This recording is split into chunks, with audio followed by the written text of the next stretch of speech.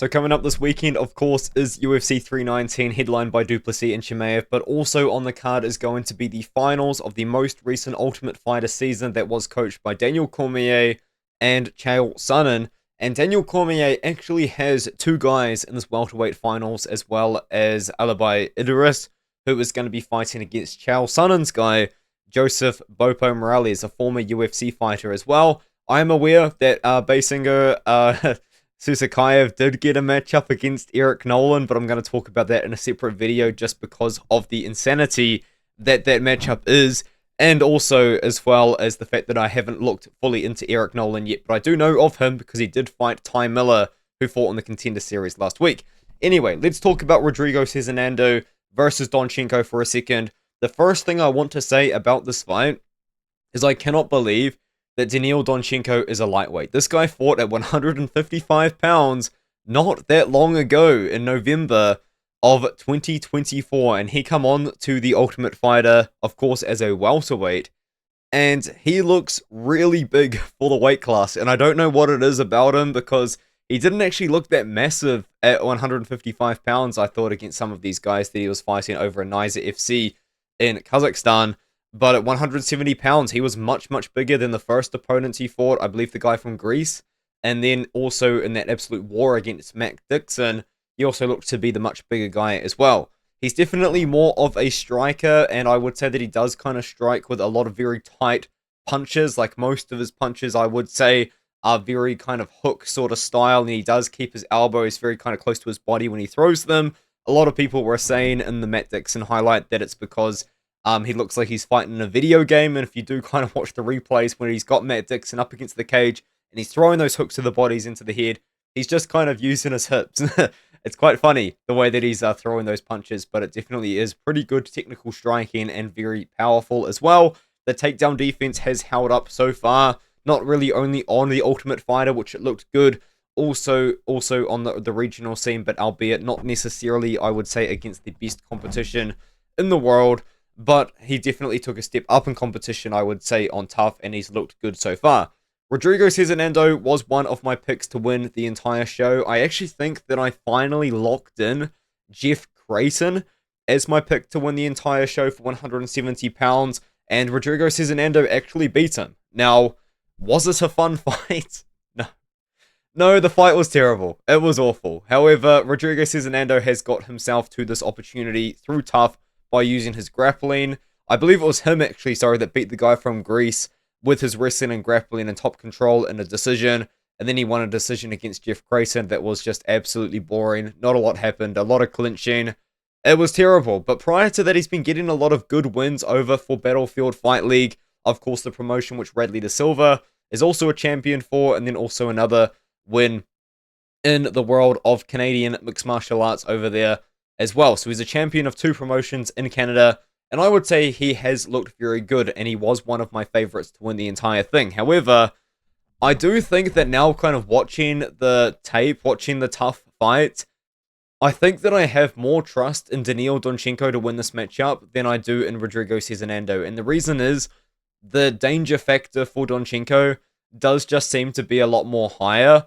I do know that Cezinando does have a lot of finishes on the regional scene, don't get me wrong, but I think if I was going to trust someone to do more damage in this matchup, and that is how the scoring is going to be, and should be, obviously. I mean, I'm talking about Morales versus his opponent in the last one. But anyways, I think Donchenko can knock out Cezinando. The thing about Donchenko as well is despite him only really getting that one big finish over Matt Dixon, and I think the first fight, win the distance, he still lands early. And when he does land, he closes the distance and he starts to kind of really swarm his opponents up against the clinch. I don't necessarily think that Cezinando can deal with that. So I'm going to go with Donchenko to win by knockout with a very sort of pressure forward burst of energy up against the cage in this matchup. And it seems like the public so far have agreed. I couldn't find odds on this fight, and I also couldn't find odds on the flyweight finals between Alibi Idris versus Joseph Morales. I do think Alibi Idris wins this fight, but I also think that it's pretty close. Now, I think a lot of people are picking Idris with a very high level of confidence, and I don't really blame you for that. You know, on paper, he is 10-0. He looked really good on the Ultimate Fighter season. He beat a couple really good guys, especially that guy from Uzbekistan who was 15-4. a good wrestler, and Idris was able to out-wrestle him in a lot of moments in that matchup. Plus, he's beaten decently good opponents on the regional scene as well, being the champion of Niza. And he is taking on Joseph Morales, but Morales is good as well, guys. You really do have to give him his credit. Now, I actually did think that he lost to the Mexican, the young Mexican fighter he fought in the semi-finals. I thought he lost the third round, which the judges gave to him. Yeah, that was a weird decision. I don't know why Morales won that fight. Like, I can't wrap my head around it. I was reading the comments because I had to watch it on YouTube, by the way. This multi-billion-dollar company that just signed an $8 billion broadcasting deal with Paramount, their UFC Fight Pass doesn't work. So I was watching uploads on YouTube, and the comments on the YouTube video were kind of like talking about how the Mexican kid had like gassed out and Morales, but the Mexican guy spent the last 3 minutes of the final round on Morales' back. But I digress. Morales is good. He's a good wrestler and he's a good grappler, and I could see a world where that new sort of sense of pace does kind of upset Idris, because Idris seems to be the kind of fighter that needs to fight with his own pace. Idris is a decently dangerous striker, I would say, but for the most part, he does want to mix in that striking with that wrestling as well, and I do think that someone like Morales, who is going to be able to set up takedowns and kind of push a very forward grappling pace, is going to find success, and that's the thing about Morales as well. He's got very good cardio.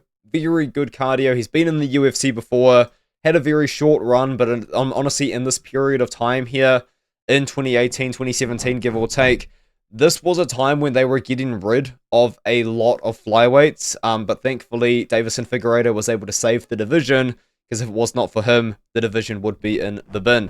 So, thank you, Davison Figueiredo, for saving flyweight. It is one of my favorite divisions, and unfortunately, we did have to sacrifice Joseph Benavidez twice for that to happen, but he has not been active, really, at all, since kind of getting cut from the UFC all those years ago. I don't know why. I will admit to you guys, I didn't watch the TUF season in full. I do need to go back and watch it because I know it's going to be a good one, and I was excited for it at the time. But I don't really know an explanation for Morales being so inactive when he is in his prime, and flyweight is quite a popular division right now. But as I said, I do think Idris wins this matchup. I think Idris on the feet is the better striker. He's very much a pressure forward guy. I think that Idris also has a pretty high ceiling in the sport. I think that if he can get the wrestling going, defend the takedowns of Morales, I think he's going to be more comfortable on the feet in the fight, and I think ultimately Idris is going to be the guy that is going to find the success. So, let me know what you think of those two predictions in the comments below. There are no odds out for these fights, but I'm going to make a guess that Donchenko is going to be a very slight favorite over Cezinando, and Idris is going to be like a moderate favorite over Joseph Morales. But I do think both underdogs will be live in this fight, but I just think that DC's boys get it done. I do love Chael Sonnen.